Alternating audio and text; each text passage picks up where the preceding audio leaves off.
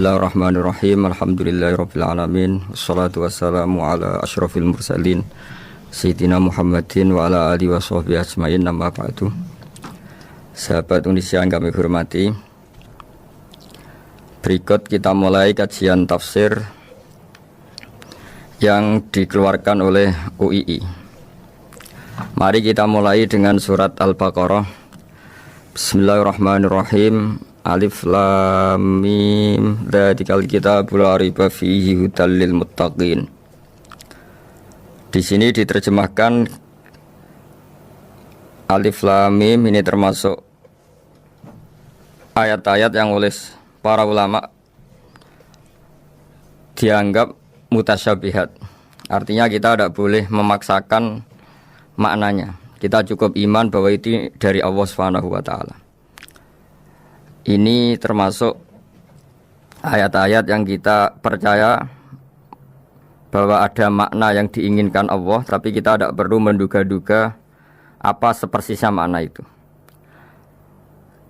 Dzalikal kitabul la raiba fihi, kitab ini tidak ada yang diragukan. Hudal lil muttaqin, petunjuk bagi mereka yang bertakwa. Sahabat Indonesia yang kami cintai, yang kami hormati, muttaqin dari kata kerja ittaqa yattaqi ittiqaan. Maknanya adalah menjaga diri. Ada 3 kelas muttaqin dalam terminologi para ulama, istilah yang dikeluarkan para ulama. 1, muttaqin orang yang menghindari perilaku syirik atau perilaku kekafiran. Sehingga menurut para ulama, apapun faseknya seorang mukmin, apapun kelirunya orang mukmin, misalnya pernah mencuri, pernah korupsi, pernah apa saja, masih dianggap mukmin karena dia masih bertauhid la ilaha illallah Muhammadur Rasulullah. Ini muttaqin yang paling kelas pokok, kelas bawah. Kemudian ada muttaqin kelas kedua, yaitu mereka yang menghindari dosa besar tapi tidak bisa menghindari dosa kecil. Misalnya bisa menghindari dosa zina tapi dia bisa menghindari dosa melihat perempuan yang bukan mahramnya, yang bukan halal bagi dia. Ketiga muttaqin paling ideal, yaitu menghindari dosa besar, juga menghindari dosa kecil, bahkan menghindari sesuatu yang tidak penting. Ini yang dalam terminologi ulama disebut para wali atau para ulama, yaitu yang dalam ayat ala inna awliya Allahi la khaufun alaihim wa lahum yahzanun. Ini penting kami jelaskan kelas-kelas muttaqin supaya bahwa mukmin tidak pernah keluar dari status iman meskipun dia pernah melakukan satu kesalahan besar. Karena yang dikatakan mukmin adalah siapapun yang meyakini kebenaran risalah Muhammad, risalah yang dibawa Muhammad, berarti dia mukmin. Soal dia melakukan dosa atau apa saja itu menjadikan dia fasik, tapi tidak keluar dari status mukmin. Ini yang dimaksud dalam sebuah hadis, man qala la ilaha illallah dakhalal jannah. Siapapun yang pernah melafadzkan la ilaha illallah iman, maka dia pasti nanti masuk surga. Kemudian ada beberapa pertanyaan dari para sahabat dengan masa lalu orang itu yang macam-macam, Nabi tetap menjawab meskipun dengan masa lalu yang macam-macam. Sebab itu perlu dikaji serius, sebagaimana ada yang ditafsir Sawi bahwa muttaqin itu dari kata kerja ittaqa yattaqi ittiqaan atau ittaqa yattaqi taqwan. Ini maknanya orang yang menjaga diri. Tentu menjaga diri ini ada yang kelas premium, kelas sempurna. Jadi sesuatu apa saja yang bahaya kita jaga, termasuk dosa kecil, melakukan hal yang tidak penting. Ada orang mukmin yang hanya bisa menjaga dari dosa kekafiran, dosa kemusyrikan. Ini pun dengan segala kesalahannya masih ada kemungkinan dimaafkan Allah. Karena Allah pernah berfirman, innallaha la yaghfiru ayyushraka bihi wa yaghfiru ma duna dzalika liman yasha. Allah tidak akan memaafkan dosa syirik, tapi Allah masih bisa memaafkan atau masih berkenan memaafkan dosa di luar syirik. Kemudian yang perlu dimengerti oleh sahabat Indonesia adalah makna la raiba fihi. Ini yang perlu kami ungkap, bahwa Al-Quran ini tidak ada keraguan padanya. Tidak ada keraguan ini yang mudah kita teliti karena kita orang Indonesia, mungkin rasa-rasa sastra Arab enggak kental. Mari kita teliti dari segi makna, karena makna ini rasa dan rasa itu universal. Begini misalnya, dulu orang-orang kafir Mekah karena mereka penyembah berhala, penyembah Tuhan-Tuhan yang banyak, itu memprotes. Mereka memanggil tentu masih Muhammad, belum ya Rasulullah. Muhammad, kamu mengajak ke Tuhan berapa? Rasulullah menjawab, ke Tuhan yang satu. Lalu mereka bertanya, Muhammad, urusan kita ini banyak, problem kita banyak. Tuhan banyak saja tidak bisa menyelesaikan, apalagi satu Tuhan. Ini yang diceritakan dalam sebagian ayat disebut aja'alal alihata ilaha wahida inna hadza lasyai'un ujab. Bagaimana mungkin Tuhan itu satu? Harusnya Tuhan itu banyak karena urusan kita banyak. Lalu Rasulullah dengan bimbingan Tuhan, bimbingan Allah mendatangi mereka, kemudian Nabi menjelaskan, Tuhan itu adalah ketua kalian, Tuhan itu adalah pimpinan kalian. Bagaimana kalau Anda jadi pembantu kemudian punya majikan banyak, punya penguasa banyak, punya tuan banyak, kemudian semua tuan-tuan Anda ini memerintahkan Anda dengan perintah yang beda-beda. Apa kalian mau punya majikan atau pimpinan yang banyak? Mereka menjawab tidak, Muhammad. Terus mereka akhirnya sadar bahwa problem Tuhan banyak itu tentu lebih sulit, lebih problem, karena nanti perintahnya beda-beda, keinginannya beda-beda. Mereka akhirnya tersadarkan bahwa sebaiknya atau seharusnya memang Tuhan itu satu. Jadi Rasulullah SAW menjelaskan logika bertauhid itu dengan sekian variasi, dengan sekian logika. Kemudian Nabi kedua juga menjelaskan logika kompetisi. Kata Nabi yang karena bimbingan Allah diberi satu pengertian. Andai kan Tuhan itu 2 atau 3, kemudian berebut dalam tahta aras atau tahta yang di alam raya ini, sebagaimana lazimnya para penguasa, maka pasti ada yang menang, ada yang kalah. Dan yang kalah tentu gak layak sebagai Tuhan. Ini yang disebut wala ala ba'duhum ala ba'd. Tentu kalau Tuhan itu banyak, mereka akan berkompetisi, akan bertarung. Dan pasti pemenangnya ya satu, karena memang layak jadi Tuhan tetap satu. Sadarlah bahwa orang-orang kafir Quraisy, orang-orang kafir saat itu sadar pentingnya bertauhid. Ketiga, Nabi juga menjelaskan tauhid secara ilmu logika. Begini para pendengar. Kalau dalam teori ilmu tauhid yang agak jelimet dijelaskan begini. Jika ada 2 Tuhan, maka alam raya ini enggak menjadi alam. Logikanya adalah 2 Tuhan ini bisa kamu katakan sama-sama kuat. Ketika sama-sama kuat kemudian ingin menciptakan langit, yang satu ingin menciptakan bumi, yang satu menolak menciptakan bumi misalnya, atau yang satu ingin menciptakan langit, yang satu menolak ingin menciptakan langit. Kemudian ternyata bumi ini terbukti wujud. Logika awam adalah yang berhasil menciptakan bumi berarti Tuhan, yang gagal atau kudrohnya gagal, kemampuannya gagal tidak bisa menciptakan bumi, gagal menjadi Tuhan. Ini logika awam. Logika ini pun kita terima. Tapi kalau menurut logika ahli tauhid, ahli pakar-pakar logika, cara berpandangan begini.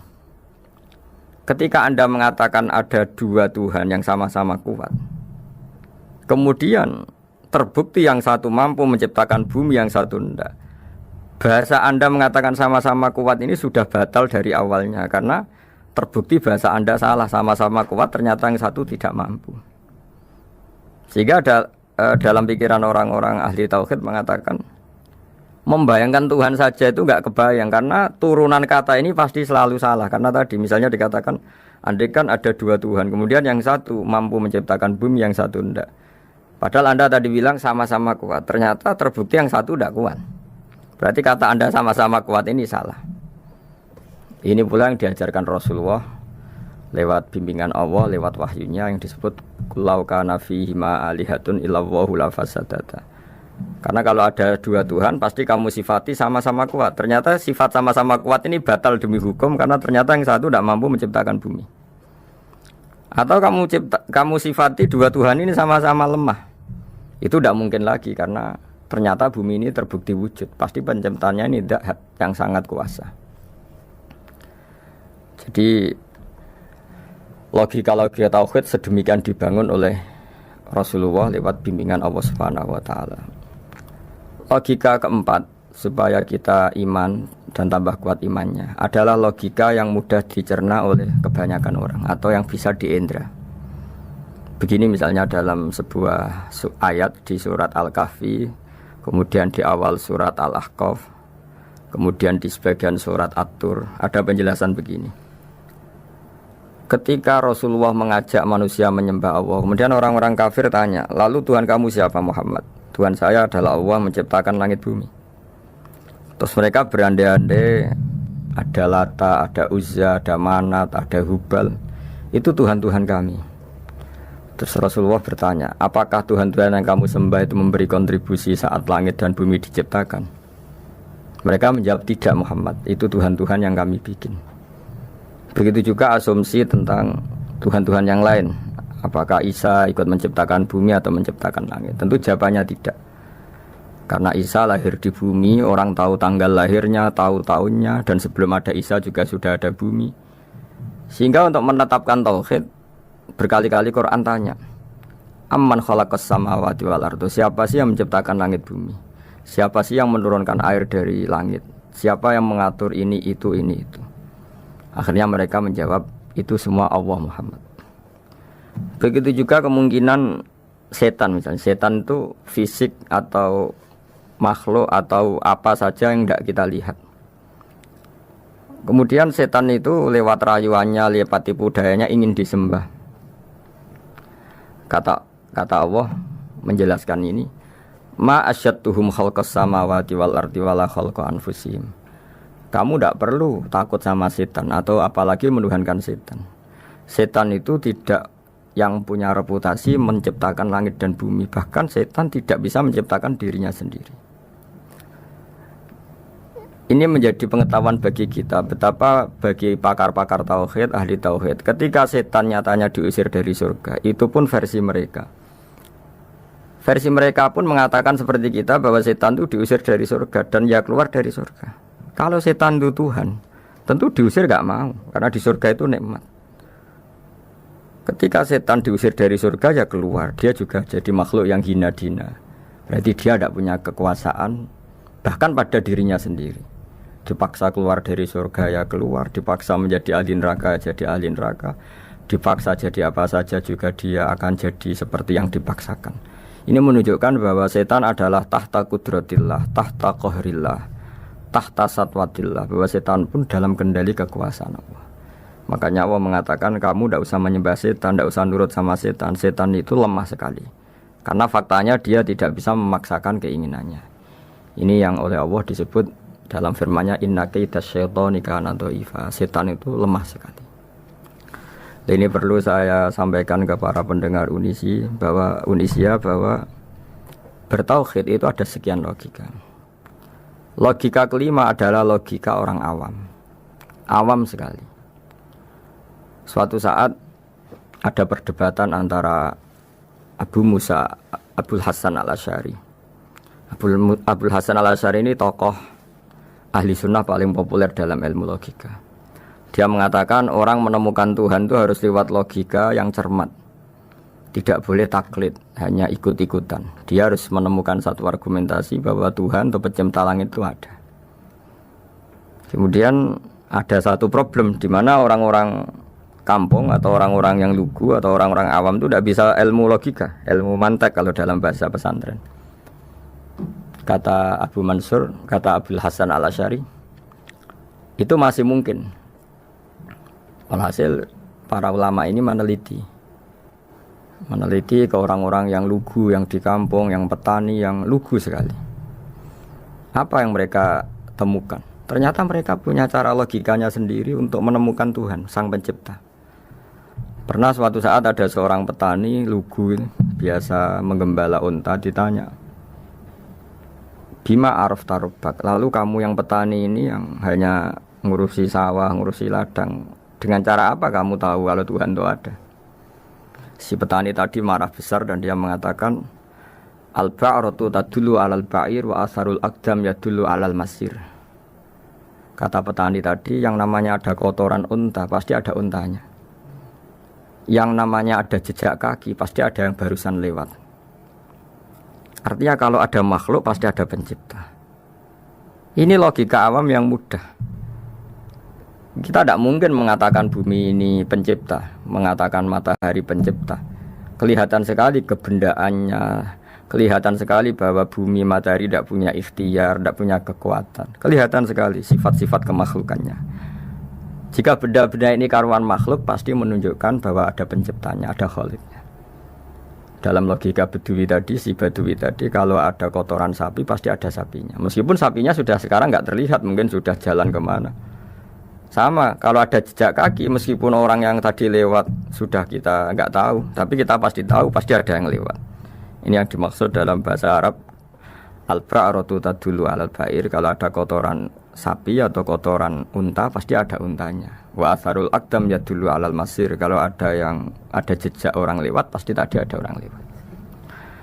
Nah, semua metode ini digunakan semua oleh Rasulullah. Logika yang bagi intelektual, logika bagi kaum awam, logika bagi kaum menengah, ya tidak awam, tidak intelektual. Semuanya digunakan, semuanya jadi media untuk memastikan bahwa logika tauhid ini logika pilihan, logika yang benar-benar logika.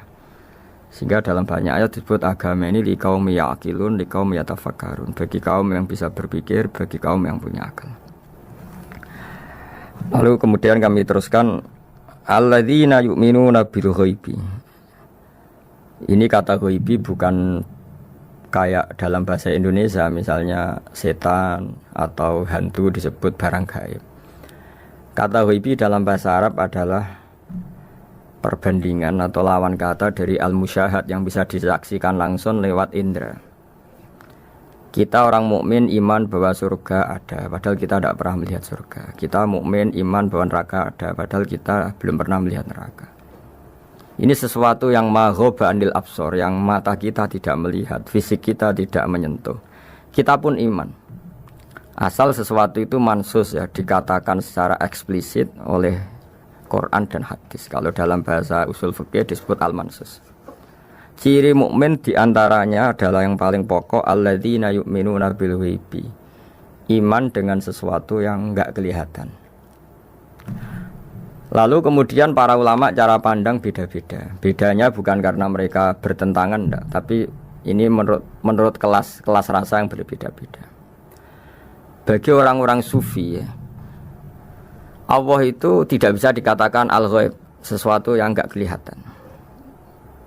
Karena Allah itu begitu jelas, az-zahir. Kata orang sufi, Allah itu zahir. Begitu juga dalam Asmaul Husna disebut Allah itu az-zahir, begitu jelas. Karena orang yang akalnya mapan, hatinya mapan, melihat satu lemari yang bagus, pasti langsung mensifati bahwa pembuatnya adalah orang yang hebat.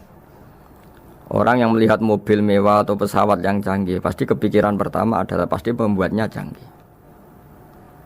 Sehingga eksistensi pembuat pesawat itu adalah orang hebat, itu langsung tertanam ketika melihat pesawat itu hebat. Bagaimana mungkin seseorang ragu akan kehebatan pembuat pesawat ketika melihat detail-detail pesawat? Pasti langsung kepikiran kalau pembuatnya itu hebat. Memutuskan bahwa pembuat pesawat hebat itu tidak harus ketemu yang membuat, juga tidak harus melihat. Tapi akal kita pasti meyakini pembuatnya itu hebat.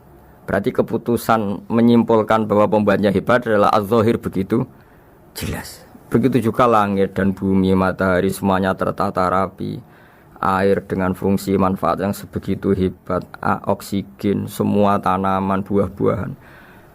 Meskipun kita tidak pernah melihat Tuhan, tapi akal kita, nurani kita pasti berkeyakinan dan tahu betul pasti pembuatnya itu zat yang super hebat, super bijaksana.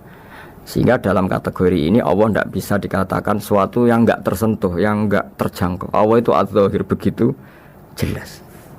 Sehingga di antara Asmaul Husna disebut az-zahir.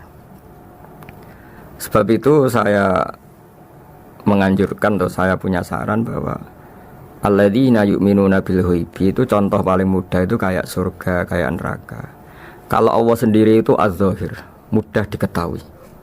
Karena tadi orang yang melihat pesawat canggih pasti saat itu juga berkeyakinan dan itu pasti benar, pasti pembuatnya juga canggih. Nah, di sini disebut alam raya ini ayat, semuanya itu bukti kekuasaan Allah. Dalam syair-syair orang sufi masyhur sekali itu wa fi kulli syai'in lahu ayatun yadullu ala annahul wahidu. Setiap sesuatu kejadian di alam raya adalah bukti keesaan Allah, bukti eksistensi Allah Subhanahu wa taala. Sehingga dalam satu kisah, normalnya orang itu paling tahu itu dengan dirinya sendiri, karena dia adalah dia. Tapi kalau Imam Sibawai, seorang pakar nahwu, mengatakan a'raful ma'arif Allah, di alam raya ini yang paling mudah dikenali itu ya Allah, pencipta. Karena andai kan kita sendirian di hutan, kemudian kita mulai punya akal, kita mungkin tidak tahu diri kita ini siapa. Tapi setidaknya kita langsung menyimpulkan bahwa kita tidak bisa menciptakan diri kita sendiri. Ketika kita berkesimpulan tidak bisa menciptakan diri kita sendiri, pasti kita terus berkesimpulan ada di luar kita yang menciptakan kita. Nah, sebab itu kenapa sifat mencipta ini yang pertama kali dikenalkan oleh Allah kepada nabinya untuk dikenalkan kepada umatnya, yaitu disebut Iqra bismi rabbikal ladzi khalaq. Muhammad, bacalah dengan nama Tuhanmu. Sifat Tuhan yang paling mudah dikenali oleh siapapun adalah sifat pencipta. Karena ketika seseorang yakin dia lahir sudah ada bumi, dia lahir sudah ada langit, dia pasti akan tahu bahwa dia tidak menciptanya. Sehingga paling mudah mensifati Allah atau mensifati Tuhan adalah bismi rabbikal ladzi khalaq. Terus kemudian di antara ciri orang baik adalah wa yuqimunas shalat. Kemudian beriman kepada yang gaib, menegakkan sholat. Kata menegakkan adalah dari kata menjaga aturan-aturan atau sesuai aturan-aturan salat. Kita tahu dalam salat ini ada beberapa syarat yang harus dipenuhi. Misalnya harus wudu, harus suci di tempat yang suci. Terus ada syarat-syarat dalam internal sholat, dia harus baca Fatihah, harus tumakninah, macam-macam. Itu eksistensi definisi sholat. Kemudian kata berdiri juga diartikan para ulama, eksistensi sholat harus diketahui secara publik, secara sosial. Karena sesuatu itu punya eksistensi kalau jadi konsensus atau diakui oleh publik. Di sini agama mewajibkan sholat jamaah. Kata banyak ulama, jamaah itu fardu kifayah, bahkan ada mengatakan fardu ain. Harus dijalankan orang banyak secara massal dan harus di tempat yang terbuka. Sehingga kata para ahli fikih, andaikan ada orang jamaah di dalam rumah tidak diketahui oleh banyak orang, belum mencukupi atau belum menggugurkan kewajiban jamaah. Sehingga eksistensi sholat harus diketahui secara publik. Sehingga dulu Rasulullah itu kalau sholat di masjid dan masjidnya terbuka. Sampai sekarang kita pun menyaksikan semua umat Islam kalau sholat di masjid yang terbuka. Sehingga dunia non muslim pun tahu bahwa dalam Islam ada ritual, ada ibadah yang bernama sholat. Hikmah kedua dengan cara terbuka seperti ini, sholat itu menjadi gak pernah rubah mulai zaman Nabi sampai kiamat. Dengan tradisi jamaah berarti kaifiyah atau cara sholat itu permanen. Bapak kita sholat ya seperti itu, imam seperti itu, anak cucu kita akan meniru kita ya seperti itu. Sehingga nggak ada varian-varian yang hanya berdasar subjektivitas musolli yang sholat. Taruh saja kita misalnya jadi seorang sufi yang baru takut sama Allah atau baru wusul kalau dalam bahasa sufi. Kemudian kita sholat sendiri di rumah, mungkin dengan gaya menangis, terseduh-seduh macam-macam. Ini tentu tidak baik sebagai standar sholat. Begitu juga ada anak atau pedagang yang kesusu atau tergesa-gesa kemudian sholat hanya sekian 2 menit 1 menit. Ini juga agak baik. Meskipun itu boleh dilakukan individu-individu. Tapi kalau dalam sholat jamaah orang harus manut imam dan ada standarnya. Misalnya tumakninah itu biqadri subhanallah, jadi ada ukurannya. Ini penting saya utarakan bahwa hikmah jamaah itu bukan sekedar dapat pahala 27 kalau sendiri, dapat pahala 1 itu enggak. Tapi ini menjaga eksistensi sholat supaya ya seperti ini terus sampai kiamat. Sehingga orang Indonesia atau orang Afrika, orang mana saja, itu ketika haji atau ketika saling berkunjung di negara lain, itu enggak akan kaget dengan cara-cara sholatnya. Karena seluruh dunia kaifiyahnya caranya sama. Ini semua barokah dari jamaah. Maka Rasulullah itu enggak banyak ngendikan tentang caranya sholat. Beliau hanya ngendikan shollu kama ra'aitumuni usolli. Sudahlah kamu pokoknya makmum saya. Nanti caranya kamu sholat sama seperti saya seperti ini. Sehingga kata menegakkan sholat adalah bisa kita tegakkan kalau kita aparat negara ya bikin-bikin aturan supaya eksistensi sholat enggak terganggu. Kalau kita seorang kultural juga mensuasanakan sholat dan supaya kefiahnya atau caranya sholat ini benar kita tradisikan jamaah sehingga anak kecil ngikuti yang besar, yang bodoh ngikuti yang pinter dengan satu cara itu barokahnya jamaah. Sehingga wayuqimunas sholat itu sholat kita dirikan baik secara personal dengan cara-cara tumak nina kita suci di tempat yang suci maupun kita tegakkan, kita maklumatkan, kita jadikan konsensus bahwa sholat ya seperti ini. Sehingga ada khayal-khayal lagi dalam Islam. Misalnya nyuwun sewu ada aliran yang mengatakan ya kalau Tuhan itu kan enggak bebas arah, bebas tempat. Terus dulu pernah ada orang sesat sholat sampai 4 rakaat 4 arah, alasannya Tuhan itu tanpa arah. Enggak akan terjadi seperti itu. Karena ijma'nya umat Islam, konsensus umat Islam akan menolak faham yang seperti itu. Jadi saya mohon sekali ini pentingnya jamaah. Dengan jamaah maka caranya sholat, cara meyakini madhab kiblat dan sebagainya terjaga ila yaumil kiamah sampai hari kiamat. Terus sifatnya orang mukmin lagi wa mimma razaqnahum yunfikun dan menafkahkan sebagian rezeki yang kami berikan. Ya ini termasuk zakat, sedekah. Jadi ada sebuah riwayat mengatakan inna fil mali haqqon. Harta itu ada haknya yaitu zakat. Tapi ada juga saran inna fil mali haqqon siwa zakat. Di luar keharusan zakat juga ada hak-hak kita untuk memberikan sebagian rezeki kita. Taruh saja misalnya saya punya uang 10 juta. Secara nisab zakat belum sampai 1 nisab. Karena 1 nisab itu sama dengan nilai 84 gram emas. Itu kalau diuangkan kalau 500 ribu ya sekitar 42 juta. Tapi kita sebelum punya 1 nisab pun tetap ada keharusan mengeluarkan sebagian. Yaitu tentu dalam fikih kita wajib mengeluarkan uang untuk anak kita, untuk istri kita. Itu yang wajib-wajib. Kemudian ada sosial kita nyumbang masjid, nyumbang yatim piatu macam-macam. Sehingga kata para ulama ciri utama mukmin diantaranya adalah melakukan zakat, baik zakat yang fardu maupun zakat yang sunat. Karena kata zakat itu dimaknai fardu sebetulnya definisi para ahli fikih untuk membedakan zakat yang wajib dengan sedekah. Tapi sebetulnya zaman dulu enggak ada seperti itu. Zakat itu maknanya bersihkan harta. Sedekah dari kata sedekah bukti benarnya iman. Jadi sedekah dari kata dari kosakata sedekah yasduqus sidqon, sesuatu yang membuktikan kita loyal itu disebut sedekah. Kita nikah mas kawin di bahasa Arab kan sodak dari kata sodako juga. Kita bukti iman, loyal, kita sodako. Bukti bahwa kita teman akrab disebut sidik atau sodik. Kalau dalam bahasa Arab teman namanya juga sodik karena cara bertemanan secara benar, secara loyal. Sehingga wa mimma razaqnahum yunfikun ini ya memasukkan zakat yang dalam terminologi fikih yaitu zakat yang zakat al-wajibah atau zakat yang dengan makna lughat yaitu ya artinya asal membersihkan harta kita entah lewat zakat, sedekah, hadiah kepada orang-orang yang kita hormati semuanya juga masuk dalam definisi zakat atau wa mimma razaqnahum yunfikun. Kemudian sifat terakhir dari orang muttaqin adalah walladzina yu'minuna bima unzila ilaika wa ma unzila min qablika bil akhirati hum yuqinun.